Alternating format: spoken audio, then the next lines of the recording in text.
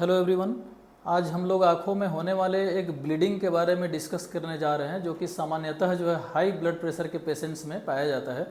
तो सबसे पहले हम लोग को ये जानना होगा कि नॉर्मल आँखों का जो एनाटोमी है, आँखों में धमनियाँ और सिराएँ यानी कि वेन और आर्टरी कैसा होता है। इसके लिए मैंने आपके सामने आज एक बहुत ही टॉप क्लास मशीन, जिसका कि रिजोल्यूशन काफ़ी हाई है, आप बहुत ही साफ साफ देख सकते हैं कि नॉर्मल फंडस कैसा होता है। तो एक पिक्चर आप देख सकते हैं कि आपके दाहिनी तरफ ये है, लेकिन चूंकि इसमें कंट्रास्ट बहुत क्लियर नहीं है, इसके लिए हम लोगों ने एक दूसरा पिक्चर भी रखा है। तो आप देख सकते हैं जो डार्क जिसका थोड़ा कलर है, आप देख सकते हैं ये वाली चीज़ ये वेन है, और जो हल्का फेडेड कलर है, आप ये पतली वाली चीज़ ये आर्टरी है, ये छोटी वाली चीज़ आर्टरी है, और ये डार्क कलर्ड जिसमें आप ब्लड कॉलम देख सकते हैं ये वेन है।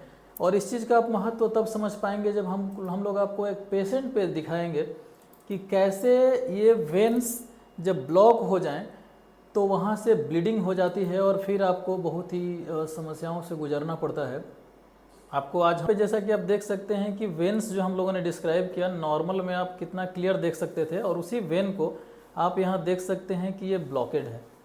ये वेन यहाँ पे ऑब्स्ट्रक्शन अक्लूजन हो चुका है, और यहाँ से आगे ब्लड फ्लो नहीं हो पा रहा है। सेम वेन हम जब यहाँ पे भी ट्रेस करते हैं तो आप देखिए ब्लॉक हो चुका है, यहाँ से आगे ब्लड फ्लो नहीं हो रहा है, जिसके कारण ये स्पिल ओवर यानी कि वहाँ से ब्लड जो है बाहर निकल चुका है।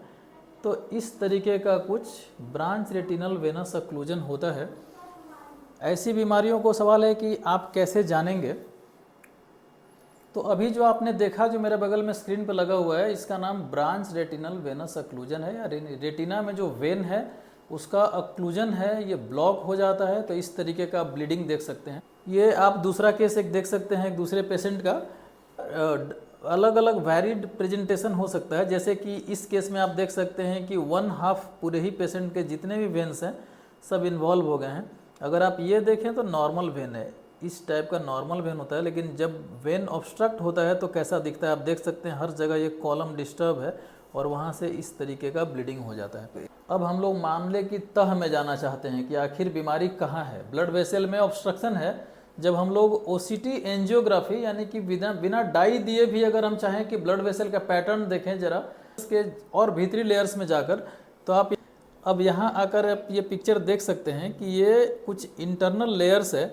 आप देख सकते हैं ये नॉर्मल पार्ट हैं सारे, और जहाँ पे भी ऑब्स्ट्रक्शन है रेटिनल वेन का, वहाँ आप देखेंगे कैसे ये डिसऑर्गेनाइज्ड पूरे कैपिलरीज हैं, यानी कि बिल्कुल ही एक मोलेकुलर लेवल पे भी एक चेंज है, जिसके चलते एक बड़ा मैनिफेस्टेशन आप देखते हैं कि पर्दे पे ब्लड आ जाता है। और जब इसी का आप ओसीटी स्कैन देखते हैं तो आप यहाँ देख सकते हैं कि पर्दे में सूजन आ जाता है।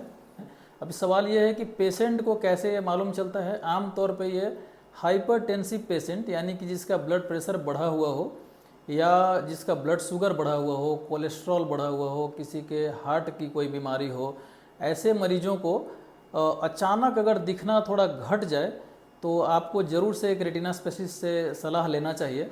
और जब वो आपके आँखों को डायलेट करके आपका रेटिना चेक करते हैं तो कुछ इस तरीके का फंडस पिक्चर कभी कभी हो सकता है।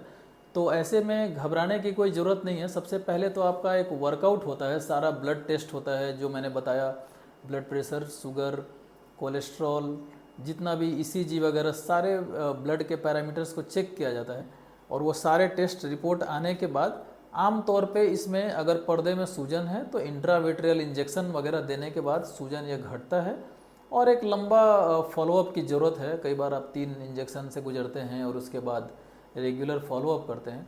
कई बार ये भी देखा गया है कि ग्लोकोमा के पेशेंट्स में भी ये जो BRVO है ये समस्या थोड़ा कॉमन है, तो ग्लोकोमा के पेशेंट्स को भी रेगुलर फॉलोअप की ज़रूरत है।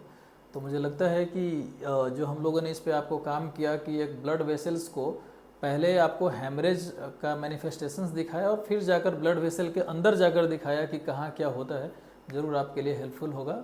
इसके लिए देखने के लिए बहुत बहुत थैंक यू। नमस्कार।